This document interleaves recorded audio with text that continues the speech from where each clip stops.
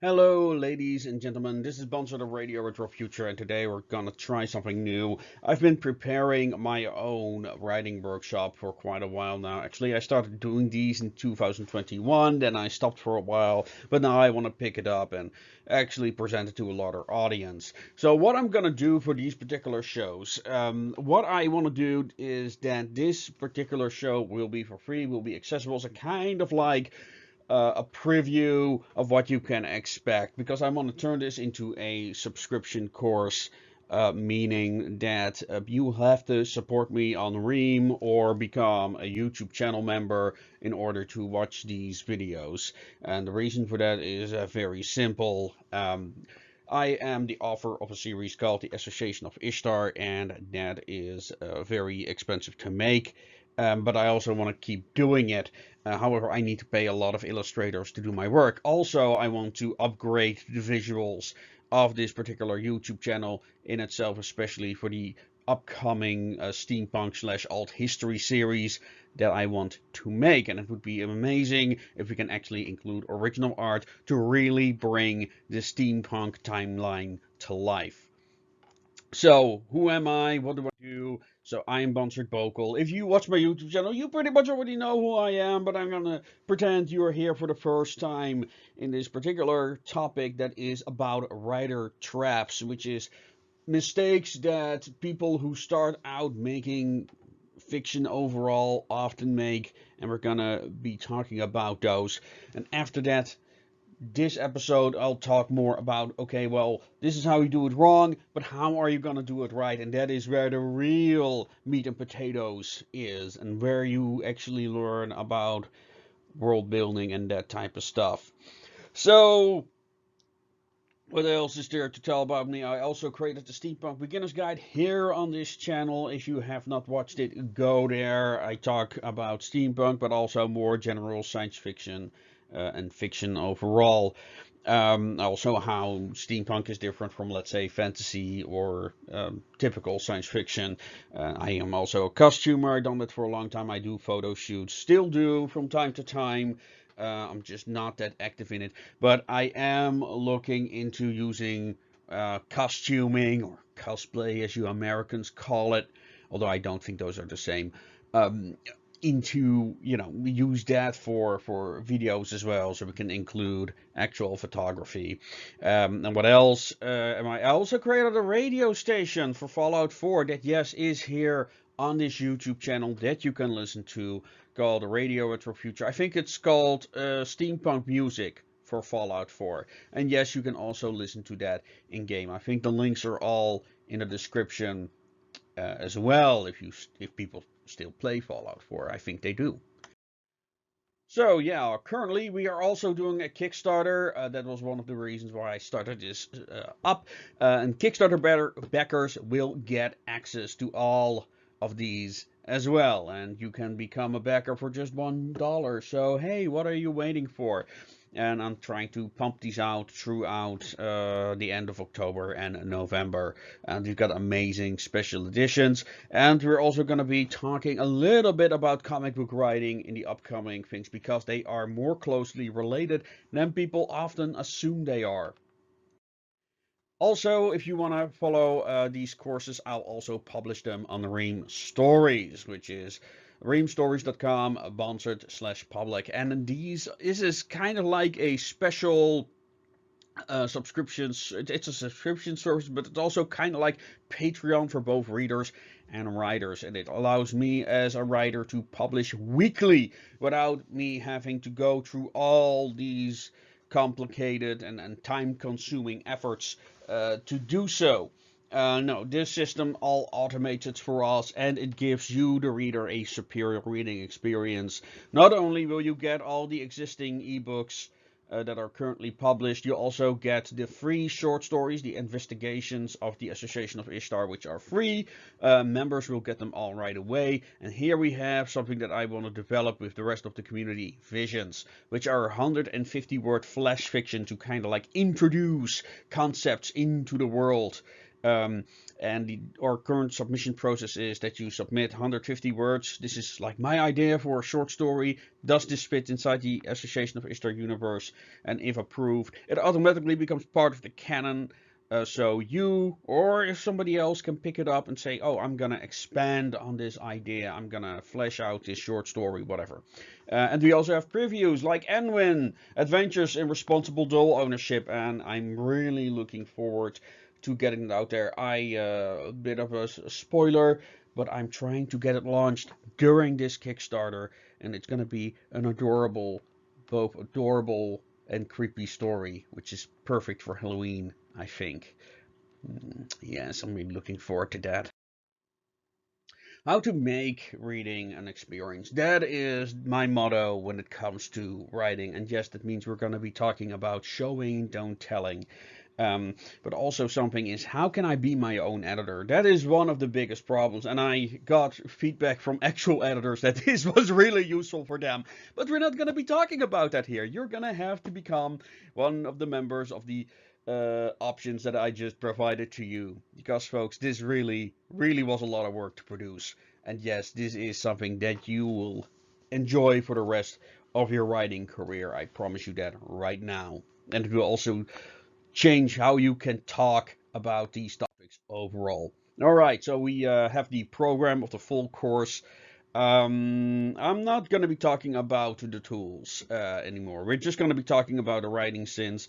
And then there are some things that I want to talk about in a community sense. They're not supposed to be there. I think I made a mistake during saving the file. But I'm pretty sure I made a mistake during saving the file. But hey, this is a free episode, so you get what you pay for.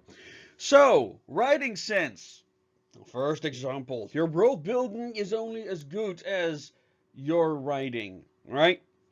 So this is one of the biggest problems is writers who don't know how to use punctuation. The semicolon is one of my favorite bugbears because it's such a common one, right? It's this thing here. If you don't know what a symbol does, do proper investigation or don't use it at all.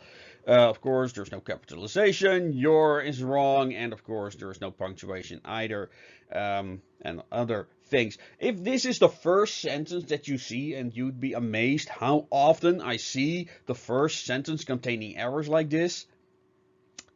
Yeah, you know, your reader is not filled with confidence.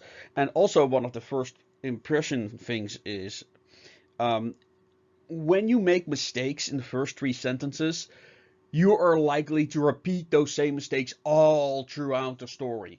So my advice is, if you want to learn how to write a sentence, as we're going to discuss in this section, just submit 3 lines for review. You know, hey, what do you think of these lines? And then, you know, your reviewers can actually hone in, like, what is wrong with this line. However, if you would follow this course, you know how to write a sentence properly. So yes, back us on Kickstarter, folks. What else did I wanted to say something else, but it escaped me. And here we are at our first topic. So, punctuation is an aesthetic. I don't know where this idea comes from, but I have seen it with multiple aspiring writers who think that punctuation is not necessary. Writers who don't use commas and don't use punctuation or exclamation points. This is a thing, I don't know why. Maybe it's because they read Blood Meridian or heard about Blood Meridian not using punctuation and think, oh, that's what I'm gonna do from now on. But yeah, that's not a great way to start off your writing career, especially if you want to be published. Now, I'm not published, well, I am kind of published, but mostly I do my own self-publishing. Regardless, if somebody would send me a manuscript without any punctuation, I would reject it. So, let's get over it. So, there is one comma. I like to make this joke where I say you're always one comma away from becoming a cannibal. And this is one of the examples. Let's eat, kids! Because during reading your sentences, you actually pronounce the comma with a pause. And here is the other version. Let's eat, kids! Which is kind of an issue. And, you know, not including a comma can lead to unintended hilarity. in writing, and I definitely I it's unfortunate that I don't have any examples handy, but it can be hilarious. So another thing is the maximum sentence length, which is 2 lines. One sentence can be up to 2 lines. There's a difference there. And the reason for that is, again, when reading, 2 lines of text is about the maximum, in my experience, that you can read the sentence aloud. Now, officially, they'll say, well, you can write up to 2 lines of text. But in my experience, that's way too long. I mean, it's not impossible, but it tends to become too long. And especially when we get into the next show, I'll also explain why reading long lines can be very disastrous for your narrative overall. So, mixing tense. So this is an example that I got submitted for one of my writing courses, which is that she tore off her gauze and gasped for air. She has to focus. She needs the antidote before she starts hallucinating. So this one is, it starts with present tense, then it switches to it starts in past tense, then it switches to present tense, and then it goes back to past tense again. You have to be mindful of this. Now, this isn't too bad. I'm not even sure if this was intentional by the author or not. I forgot. I don't think it was. So be mindful of not doing that. And in doubt, stick to past tense. Also, something is that a lot of magazines state that they do not accept stories written in the present tense. I understand why. I'm not going to get into it now, but so you are aware. All right, so a little bit of theory in between. There's 2 types of readers. There are abstract thinkers and visual thinkers. And why did I read abstract things and visual things? I don't know. But one is left-brained, one is right-brained.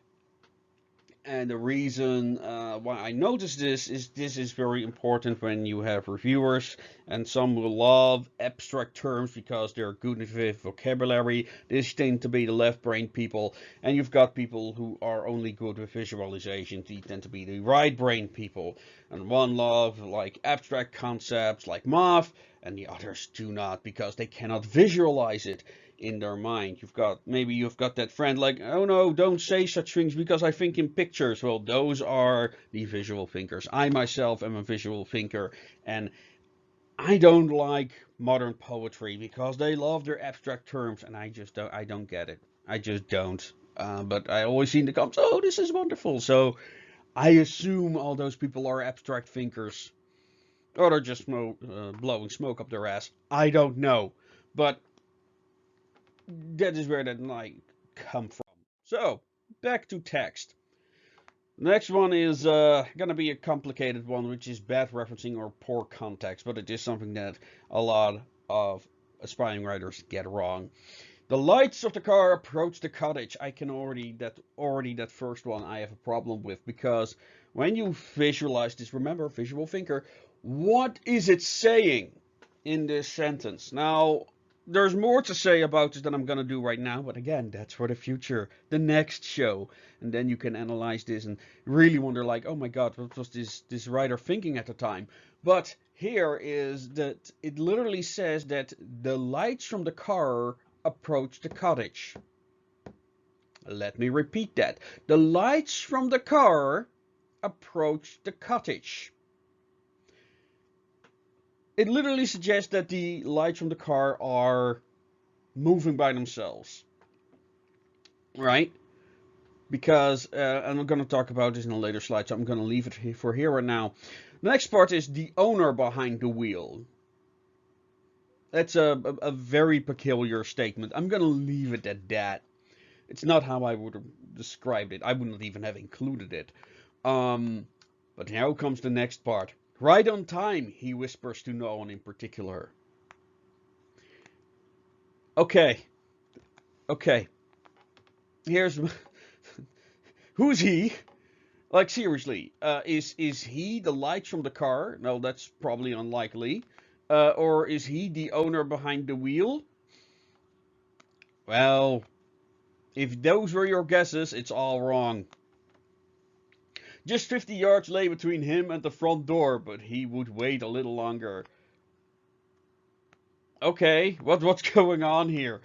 Like this is a wonderful example of just terrible context.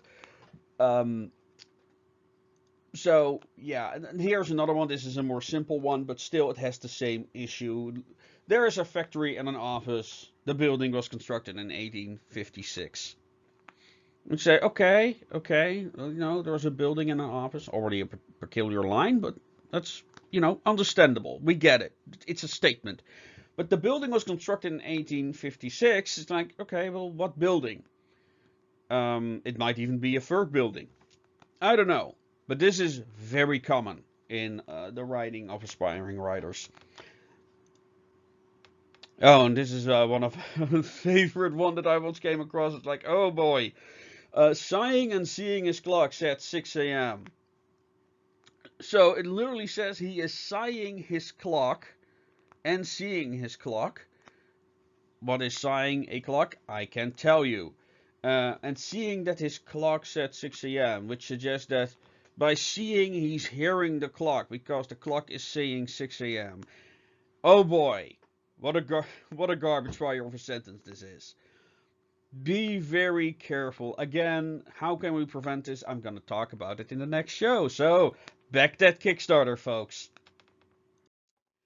Bad visualizations or metaphors.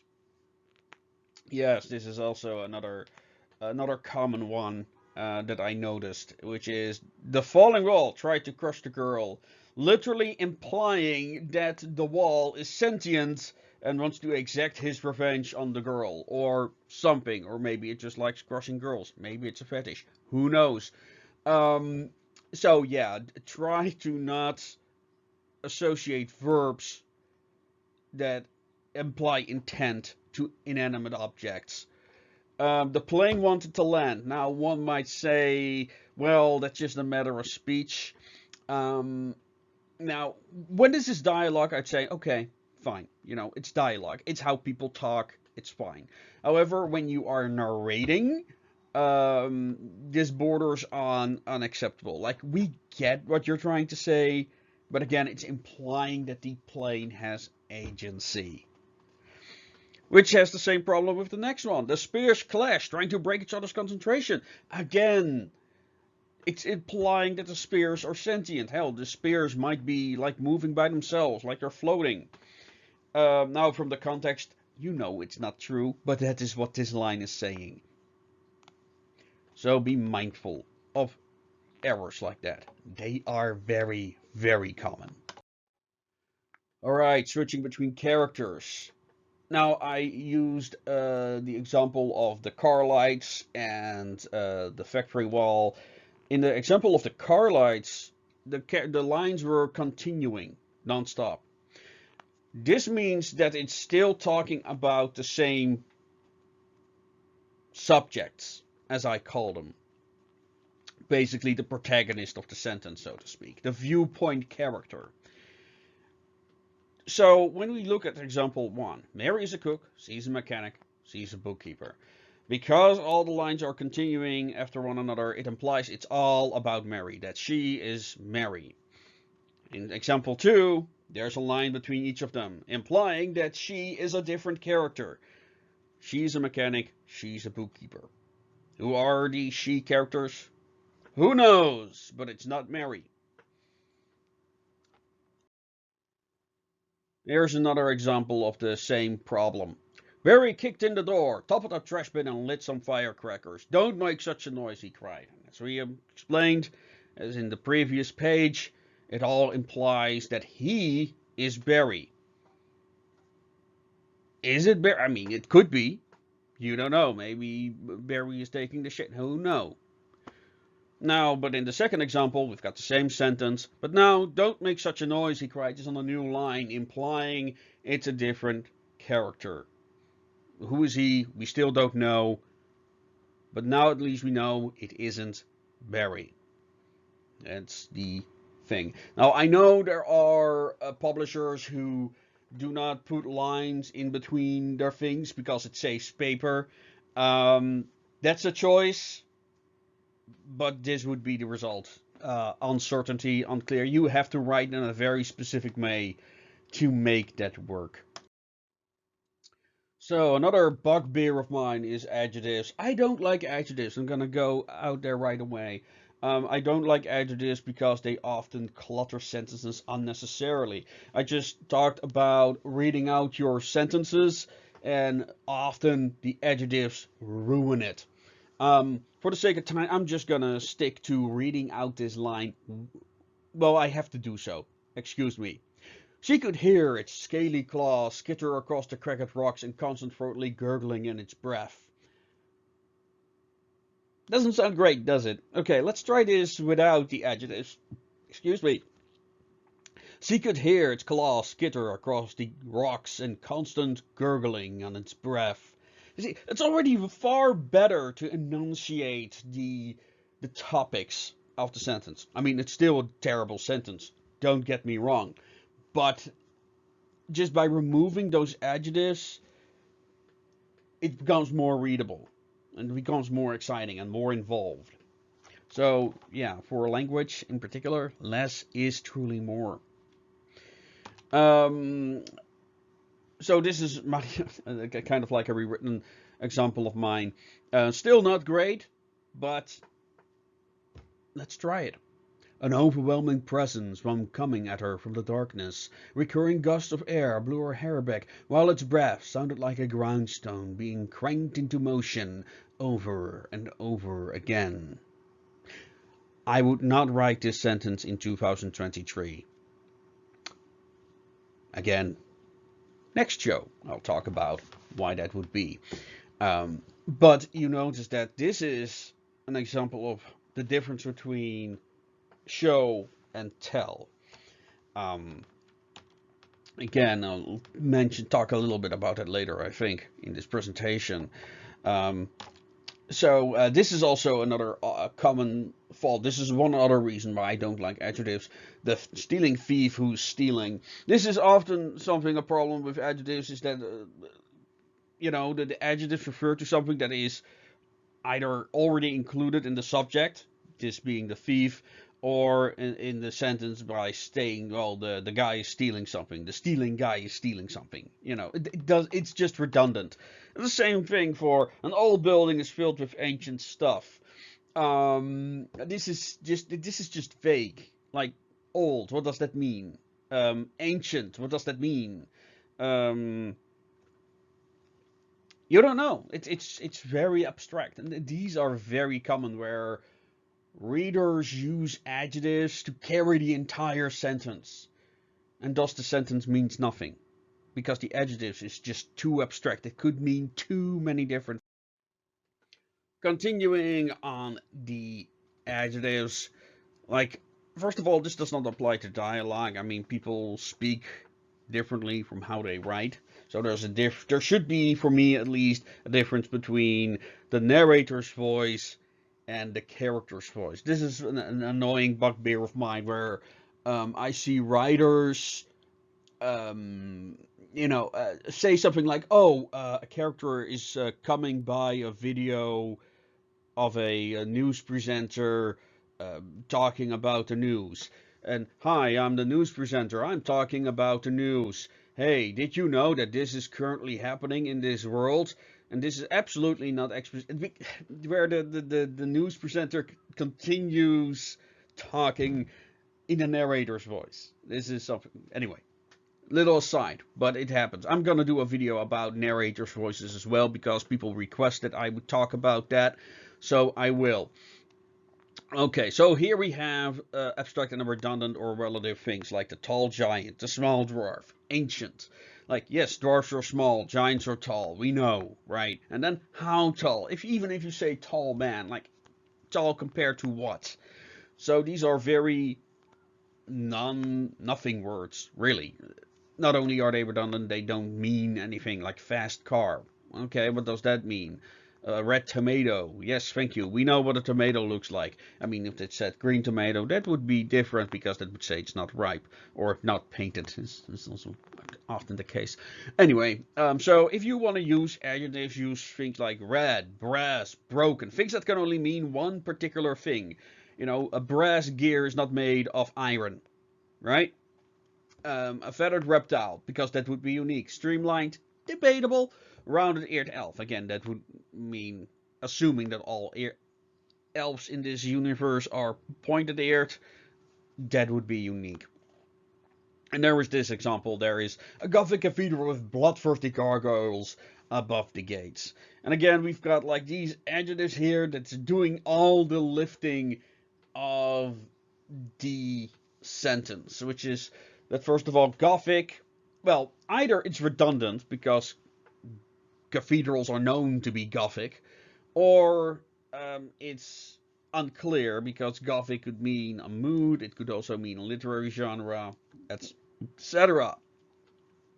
Then we have the bloodthirsty gargoyles. Again, this is kind of like anthropomorphizing an object. Like, are these real gargoyles? Are they actually alive? Or are these statues that look bloodthirsty? Right? So, how would I rewrite a sentence like this? So, as they approached the cathedral, the girl hid behind her mother's skirts to avoid the stone gaze bearing down on her like a ferocious predator. I scratched out the ornate spires, reached the heavens, because the sentence is just too long. I mean, yeah, it's a part of it, but it's just too long. This process is called Kill Your Darlings, but the sentence just does not work if it's included. So, in that case, I would have to come up with 2 new sentences to include it all. Or just scrap it. Choice is yours.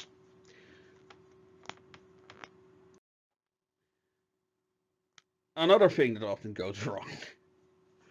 Bad visualizations.